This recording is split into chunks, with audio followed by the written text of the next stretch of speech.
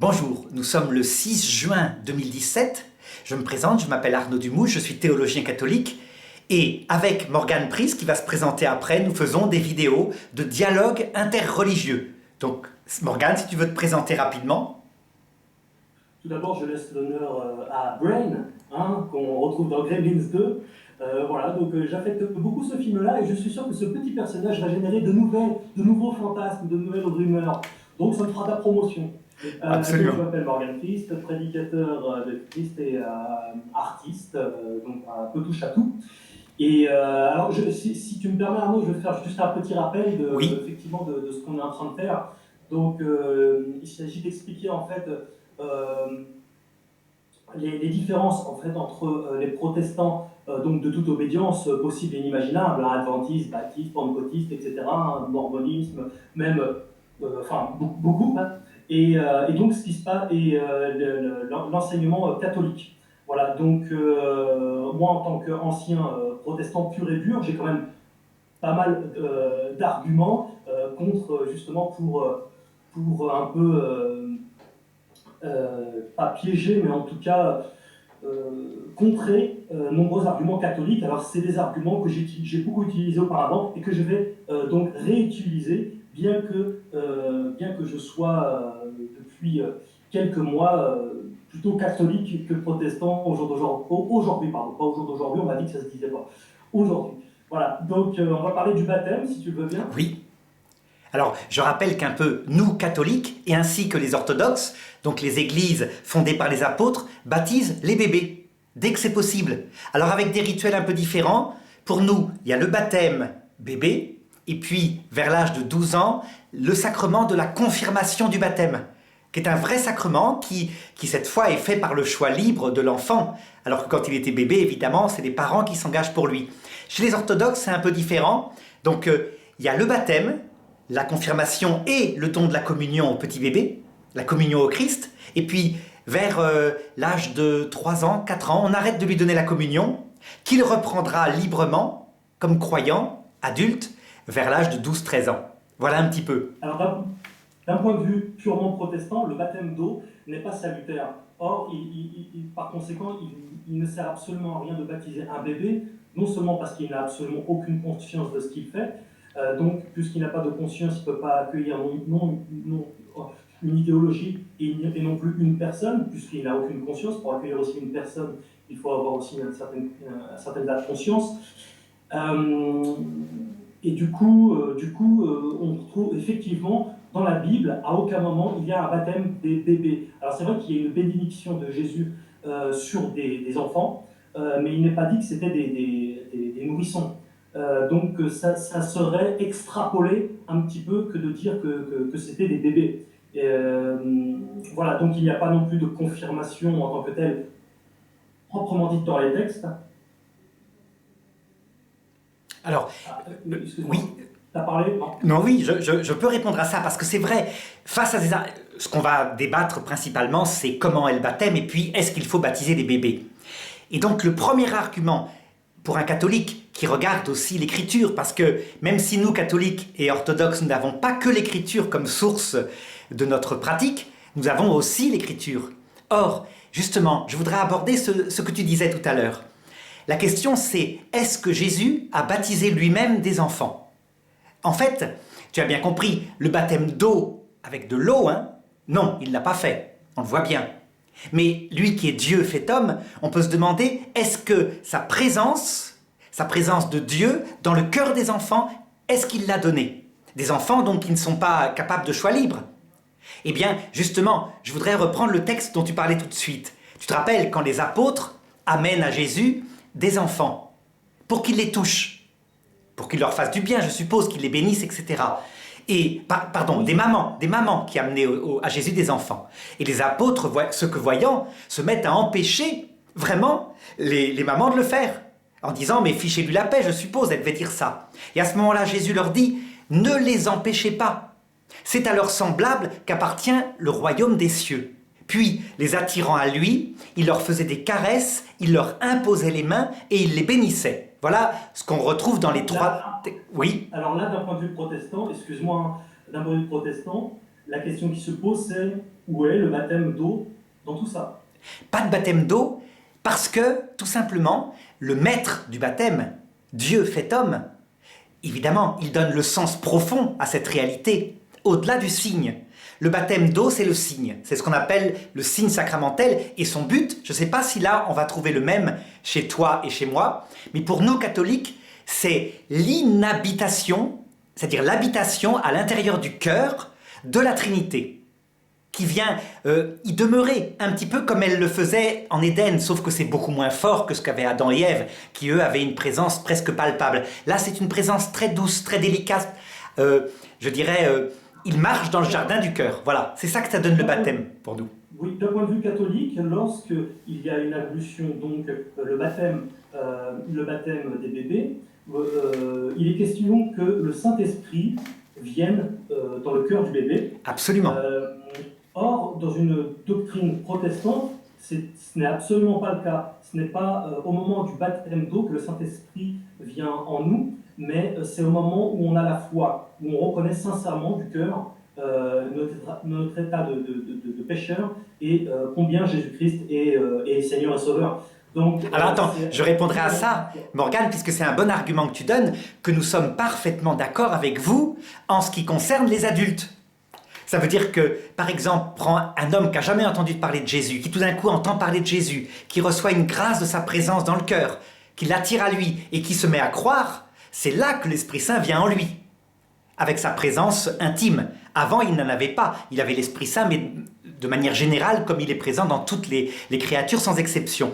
Mais là, on parle des bébés. C'est la question des bébés. Savoir, est-ce que ça pourrait servir à quelque chose qu'un bébé incapable de répondre par un acte intelligent, par un acte de volonté, il est trop petit, il dort.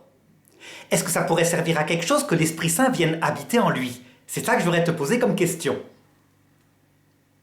Alors, au moment où il y a le baptême des bébés, il n'accueille non pas une idéologie, comme je le disais auparavant, puisqu'il est tout à fait inconscient. Absolument. Donc, par extension, il accueille une personne, qui est le Saint-Esprit, puisque le Saint-Esprit est une personne. Voilà, c'est ce que pensent en tout cas les catholiques et les orthodoxes. Et reste... Vas-y, tu voulais parler? Oui, donc il y a quand même une notion, le baptême, ça vient du grec baptizo, qui signifie quand même plonger, immerger, submerger, etc. Par exemple, on voit Jésus quand il se fait, c'est dans Matthieu chapitre 3 verset 16, Jésus sorti de l'eau. Le verbe qui est utilisé c'est baptizo. Donc s'il sort de l'eau, c'est qu'il était dans de l'eau, c'est pas qu'il y avait il n'était pas dans un petit bol d'eau avec une simple ablution. Alors ça, si tu veux, on abordera ce sujet après. Il faudrait qu'on termine le premier sujet, à savoir, comment dirais-je, est-ce que l'Esprit Saint peut venir habiter dans un enfant? Ben nous, catholiques, on dit, oui, bien sûr, il peut venir habiter en eux, de même que si Adam et Ève n'avaient pas péché, leurs enfants auraient eu l'Esprit Saint dès leur conception. Comme la Vierge Marie, pour nous, l'a eu, puisqu'elle est Immaculée Conception pour nous. Donc elle a la même grâce qu'Adam et Ève. Elle est quand même sauvée par le Christ, mais ça, on en fera une autre vidéo, dans ce sens que c'est à cause de la passion du Christ, 50 ans plus tard, que Dieu a permis ça. Mais tu vois, est-ce que l'Esprit Saint pourrait apporter quelque chose à un bébé? Ben nous, on pense que oui. Il peut leur apporter, d'abord, le pardon la disparition du péché originel. Ça veut dire, tu sais, ce choix d'Adam et Ève sur tous les enfants qui fait qu'ils sont conçus et il n'y a pas l'Esprit Saint en eux. Puisqu'Adam et Ève ont voulu les enfants libres. Ben ça, c'est abandonné. Donc l'Esprit Saint peut venir en eux. Deuxièmement, qu'est-ce que pourrait leur apporter cette présence éventuellement dans le cœur? Ben, on a, nous, en tant que catholiques et orthodoxes, des tas de témoignages. On a des tas de témoignages où on constate que des enfants, des petits bébés, alors, la question qui vient forcément à se poser vis-à-vis de cette action, c'est que, surtout de nos jours d'ailleurs, normalement, les parents prenant donc la décision pour l'enfant, oui, devraient, par extension logique, éduquer l'enfant avec l'enseignement chrétien-catholique. Absolument. Alors, de nos jours, c'est quasiment, je ne dis pas c'est plus le cas, mais c'est quand même quasiment plus le cas. T'as raison. Par exemple, j'en connais beaucoup qui l'ont été, et ils n'en ont rien à foutre de Dieu durant toute leur vie. Absolument. Alors, on a pris une décision à leur place. Or, donc, dans une doctrine catholique, il est question d'un rappel, une fois au ciel, que leurs parents les ont aimés et ont fait ça pour eux. Ça veut dire que la plupart des parents, maintenant étant déchristianisés, ils vont faire le baptême comme un rite familial d'initiation. On le présente à la famille.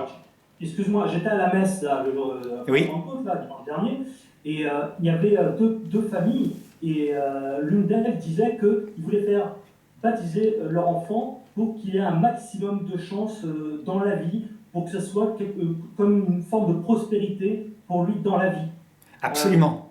Et dans ce cas-là, tu vois, dans ce cas-là, un prêtre qui serait que prêtre dirait, ben non, vous n'avez pas la capacité de recevoir le baptême, c'est pas le but.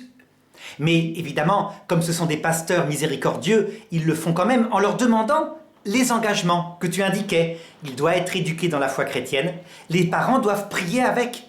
Et évidemment, les parents vont dire oui, oui, oui, oui, oui, oui, et puis ils vont pas le faire. Donc, dans ce cas-là, qu'est-ce qui se passe? Ben, le baptême ne produit pas son fruit, l'Esprit Saint peut venir dans l'enfant, effectivement, mais il n'y a pas pleinement cette vie de l'Esprit Saint qui est communiquée normalement parce que les parents prient avec l'enfant, prient sur lui, etc. Tu comprends? Et donc, à la confirmation, très souvent, qu'est-ce qui se passe? Ben, c'est pareil, c'est le sacrement de l'apostasie. Les adolescents la font parce qu'ils vont avoir des cadeaux, et puis après, ils ne vont plus jamais à la messe. Et sous ce rapport-là, tu vois, là, vraiment, vous protestants, il y a vraiment le sérieux de l'engagement adulte. Celui qui demande le baptême, il doit le faire par un acte libre. Donc nous, c'est juste... Oui. Moi, je me suis fait également, quand j'étais dans le protestantisme, je crois que ça fait 4 ans, je ne me rappelle plus les dates en tête, mais bon, je me suis fait baptiser d'immersion. Et là aussi, ça devient très important, c'est très important dans le protestantisme de se faire baptiser. Enfin, je parle en tout cas d'un point de vue général, il y a toujours exception à la règle, mais d'un point de vue général, c'est quand même une immersion et non une ablution et non une confirmation, une communion de confirmation. Alors, je vais te donner la réponse sur ce deuxième point catholique. Les deux ont un sens symbolique très fort.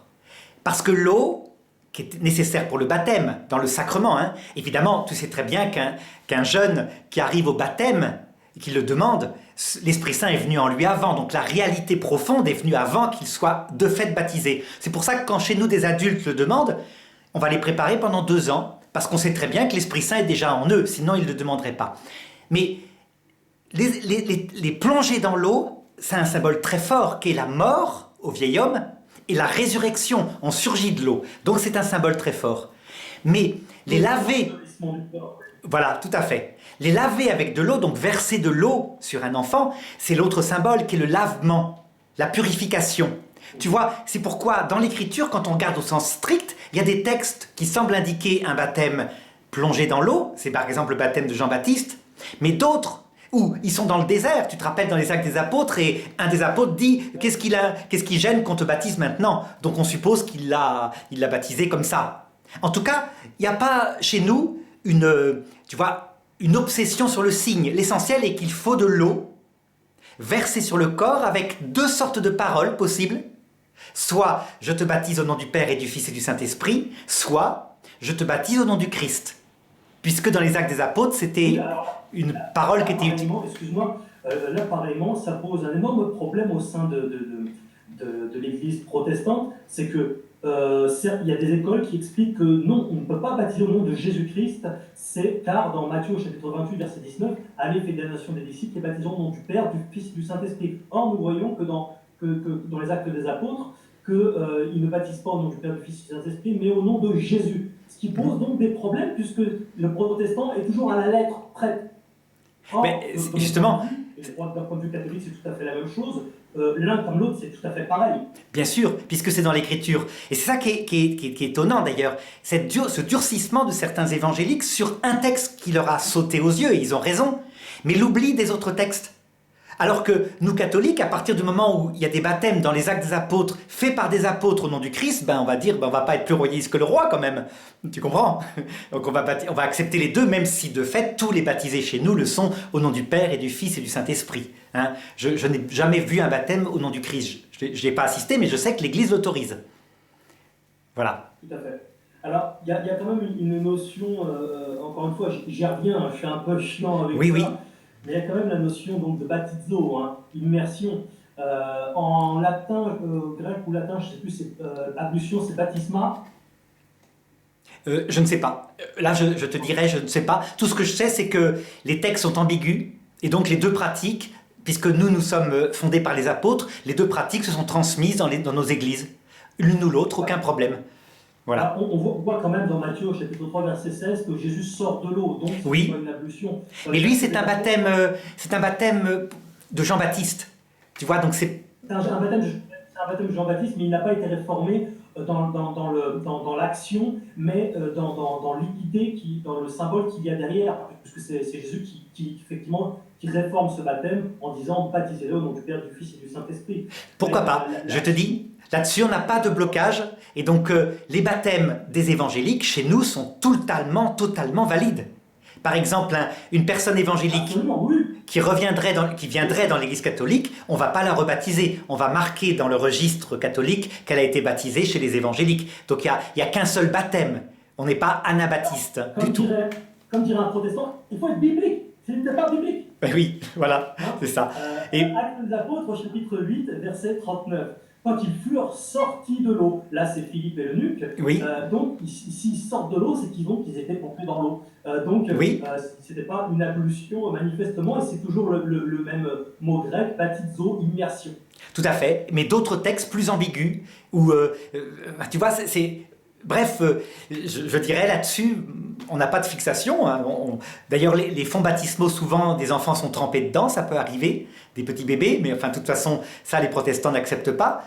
Et puis, voilà, une goutte d'eau dans le désert, même un païen peut baptiser, s'il trouve une goutte d'eau, une petite goutte d'eau dans le désert, un païen peut baptiser un chrétien. Un chrétien peut lui demander, c'est-à-dire en cas de danger de mort, tu vois, donc voilà, chez nous, comment ça se passe? Ouais. Alors, ouais, justement, il y a la question aussi de qui peut baptiser. Certains, par exemple dans le catholicisme, on dit c'est seulement un prêtre qui peut baptiser, quelqu'un qui a donc reçu qui a une autorité particulière. Or, dans le protestantisme, en tout cas dans la majorité des protestantismes, eh bien, il est question que n'importe quel disciple, déjà dans la foi lui-même, déjà baptisé lui-même, puisse baptiser. Ben chez nous aussi, en fait, c'est la distinction entre la licéité, ça veut dire quand c'est la paix, qu'il n'y a pas de danger de guerre, etc. Donc là, dans ce cas-là, il faut passer par le prêtre, c'est lui qui organise les sacrements. Et puis la validité, ça veut dire que si par exemple, toi, tu décides de baptiser catholique une personne que tu as rencontrée dans la rue avec qui tu as discuté pendant 2 heures, ça sera peut-être pas licite, mais ça sera totalement valide. Et après, il n'y a plus qu'à aller à l'église pour le marquer sur les registres de manière à ce qu'il ne soit pas rebaptisé, évidemment. Hein. Mais tu vois, en cas de danger de mort, par contre, en cas de danger de mort, n'importe qui peut baptiser, même un musulman peut baptiser catholique un catholique. C'est très important ce que tu dis là parce que peu le savent. Oui, peu le savent, absolument. Je me demande même s'il y a beaucoup de prêtres qui le savent, cette chose-là. Oh oui, ils le savent, bien sûr. Non, cette formation-là est minimale, mais eux s'occupent de... Quand il n'y a pas de danger de mort. Je racontais une anecdote qui illustre ça. Pendant la Seconde Guerre mondiale, il y avait, comment dirais-je, des petites filles qui étaient en danger de mort parce que les nazis approchaient, et une d'elles voulait être baptisée. Ben, toutes dans la chambre du pensionnat où elles étaient, c'était en Pologne je crois, ont pris, elles avaient des seaux d'eau, elles lui ont versé sur la tête et elles ont dit « Nous te baptisons au nom du Père et du Fils et du Saint-Esprit ». C'était comme ça, et c'est parfaitement valide, tu vois, évidemment. Alors, moi-même, j'ai eu l'honneur de baptiser un nombre de personnes, alors pour certains, du coup, c'est complètement hérétique, pour d'autres, c'est tout à fait valide. De mon point de vue, bien que j'épouse volontiers depuis pas mal plusieurs mois l'Église catholique sur très nombreux points, je ne suis pas sûr qu'un prêtre catholique serait en accord avec ça, du fait de dire que n'importe quel disciple puisse baptiser au nom du Père, du Fils et du Saint-Esprit. Je te l'ai dit, hein, ça ne serait pas licite, c'est une désobéissance. Mais le baptême est valide. Ça, c'est la foi, je te l'affirme, hein, la foi. C'est-à-dire tous les baptêmes que tu as pratiqués sont valides. Valides. Ça veut dire qu'il n'y a pas, chez nous, si ceux que tu as baptisés devenaient catholiques, à les rebaptiser. Ni d'ailleurs chez les orthodoxes. Voilà, Nous croyons... C'est ça aussi, c'est une question, je te rappelle, donc, qu'on avait abordé, alors ça aussi, beaucoup de ceux la posent, cette question-là. J'ai été baptisé quand j'étais bébé. Et puis je suis arrivé donc, chez les protestants, évangéliques ou je ne sais pas quoi. Je me suis fait donc rebaptiser parce que les protestants ne considèrent pas, d'un point de vue général toujours, les protestants, c'est d'un point de vue général, il y a toujours exception à la règle, j'insiste là-dessus, ne considèrent pas le baptême catholique comme valide. Donc ils rebaptisent, ce qui est un équivalent quelque part de confirmation. Alors, en fait, on a une foi très différente avec les protestants. Tu vois, à partir du moment où les protestants disent que c'est la foi qui sauve, la foi c'est un acte d'intelligence, donc il faut être adulte. C'est logique, c'est cohérent. Chez nous, c'est la charité, fondée sur la foi, et donc un amour. Or, on voit que les petits bébés, avant même de savoir être intelligents, aiment instinctivement leur maman. Et donc on met l'Esprit Saint, on demande à l'Esprit Saint de venir dans leur cœur pour qu'ils viennent comme vibrer en eux. Tu vois, une connaturalité. Peut-être qu'ils l'oublieront à l'âge adulte, mais à l'heure de leur mort, quand le Christ leur apparaîtra dans sa gloire, ils se souviendront. Donc voilà comment nous fonctionnons. Tu vois, c'est quelque chose qui est très mystique. La charité, ça grandit. C'est pour ça que chez nous, il y a aussi une purification de l'amour, parce que l'amour peut progresser, alors que chez vous, non, puisque la foi, on l'a ou on l'a pas. Voilà. Oui. Enfin, alors là, donc, on parle de la foi, quoi que c'est lié bien sûr au baptême, mais crois au Seigneur Jésus-Christ et tu seras sauvé. Je crois que ce soit catho, protestant en général, ils savent très bien que c'est pas une foi seulement naïve, bête. Bien sûr. Tu crois, puis après tu continues ta vie comme s'il n'a rien été. Non, tout à fait. Les œuvres sont la démonstration de la foi. Si tu crois en quelque chose, fatalement, tu te mets quand même plutôt en conformité avec les choses envers la chose à laquelle tu crois. Bien sûr. Ce que tu crois vraiment. Donc, on sait très bien que, d'ailleurs, Jacques en parle aussi, quand il parle de la démonstration par les œuvres. Donc, on sait très bien qu'à partir du moment où tu crois, tu te mets donc automatiquement, il y a des œuvres qui en découlent. Mais la foi, c'est quand même ce qui sauve, c'est-à-dire c'est la foi en Jésus-Christ, Seigneur et Sauveur. C'est-à-dire c'est la graine, en fait, qui est posée dans notre cœur. Pour nous, c'est la porte. C'est pas la graine, c'est la porte. Ça veut dire qu'en fait, la foi toute seule, croire que Jésus est Dieu, etc., à la rigueur, on peut l'avoir en enfer. Mais la foi, normalement... Oui, mais là, on ne parle pas d'une foi intellectuelle, on parle d'une foi du cœur. Voilà, une foi confiante ne suffit pas pour nous, parce que les musulmans l'ont. Enfin, les musulmans n'ont pas la foi en Jésus-Christ, mais ils ont la foi. Les juifs avaient la foi théologale. C'est la foi en Jésus-Christ, ça on est d'accord avec vous, c'est le seul sauveur. Mais deuxièmement, c'est là-dessus que la foi va donner une relation réciproque et intime d'amour. C'est pour ça qu'il y a du côté du Christ quelque chose qui a été fait à la croix, qui est totalement fait. Mais nous, il faut bien l'aimer aussi, de façon réciproque. C'est une alliance, ça ressemble un peu au mariage. Tu vois, c'est ça qui est pour nous l'image du salut. Un peu comme disait saint Paul, le mariage est un grand signe, je veux dire, c'est le rapport entre Dieu et notre âme, et l'Église, il disait. Hein. Tu vois ? Donc là-dessus, je crois qu'on a deux logiques différentes, mais notre logique catholique et orthodoxe est très simple à comprendre. Je ne sais pas si elle est si différente que ça. Dans Jean chapitre 3, verset 16, car Dieu a tant aimé le monde qu'il a donné son Fils unique, afin que quiconque croit en lui ne périsse pas, mais l'ait l'éternel. Donc, toujours cette notion de foi qui sauve, c'est la foi qui sauve, et non les œuvres en tant que telles, parce que si tu n'as que les œuvres, mais pas la foi, alors tu n'as pas l'assurance du salut, en tout cas quand tu es sur terre. On est d'accord, on en a déjà parlé, que tous comparaissent quand même devant Christ après leur mort physique. Mais ça reste quand même la foi. Si c'était que les œuvres alors qui sauvaient, alors on pourrait se sauver nous-mêmes sans avoir besoin du sacrifice de Jésus, et Jésus se serait fait sacrifier pour rien du tout. On n'a pas besoin de lui si on peut se sauver que par nos œuvres. Chez nous catholiques, c'est ni la foi seule, ni les œuvres. C'est la charité. On est d'accord. La charité, ça veut dire la charité, regarde, elle est fondée sur la foi. Comment veux-tu aimer le Christ si tu... qui découle de la foi. Tout à fait. La foi qui est là-bas. Et qui produit des œuvres. Parce que comme disait Dalida, tu te rappelles, on en parlait l'autre jour, il n'est d'amour que d'actes d'amour. Ça veut dire c'est pas celui qui dit Seigneur, Seigneur qui est sauvé. c'est celui qui fait la volonté. Donc c'est des actes, mais évidemment, ils n'ont aucune valeur en soi. Donc je pense que la polémique là date du XVIe siècle, où certains croyaient que c'était des œuvres de piété du style réciter tant de Notre Père. Non, non, c'est les œuvres au sens de la prière du cœur et l'amour du prochain en acte. Voilà. Oui, non, mais non. Je crois que beaucoup de protestants sont sur cette ligne-là. Hein.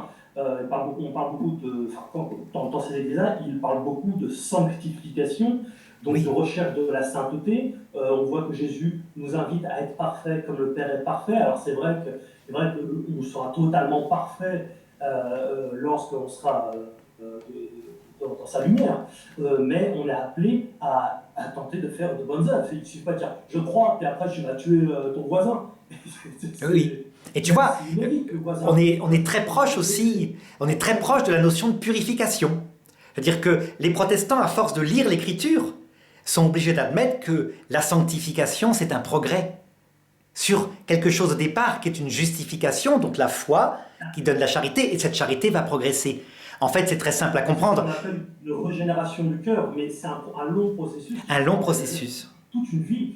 Et justement, on peut appuyer aussi sur le fait que c'est pas parce que nous retombons, toi, moi, n'importe qui, dans différentes formes de péché, que ça y est, le salut nous est enlevé aussi. Ça aussi, c'est une notion très importante à prendre en compte, parce que beaucoup vendent, notamment on le voit sur Internet, tu sais, avec les eurodunettes, là, les obscurantistes qui dénoncent tout le monde, tu sais, ah t'as péché, tu vas en enfer, le Seigneur m'a dit que t'allais en enfer, tu sais, tout ces trucs-là. Ah oui.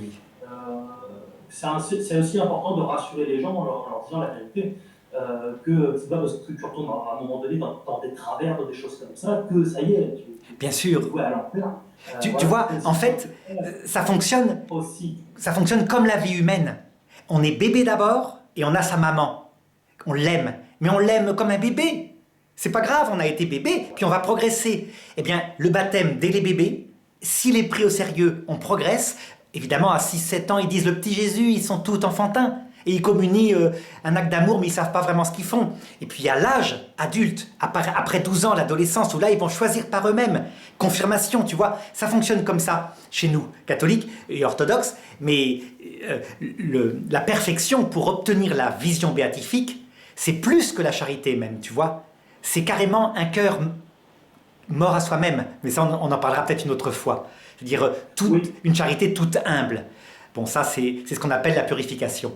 Faut peut-être qu'on arrête là, parce que je trouve qu'on a fait le tour. Hein. Alors, donc, tout à l'heure, je pense qu'on a bientôt terminé par rapport à ça, mais tout à l'heure, tu parlais de désobéissance à l'Église catholique. Lorsqu'il y avait baptême... Pour un catholique, c'est une faute contre une certaine discipline qu'il a dans son église, mais attention, hein, c'est une faute comme ça, hein, c'est pas une faute gravissime. Vaut mieux ce genre de désobéissance-là, faite par exemple parce qu'il y avait une situation où vraiment tu te dis je le baptise maintenant, plutôt que des graves péchés qui sont par exemple la trahison, l'insulte, la diffamation. Ouais. Donc c'est pas grave, c'est pas grave.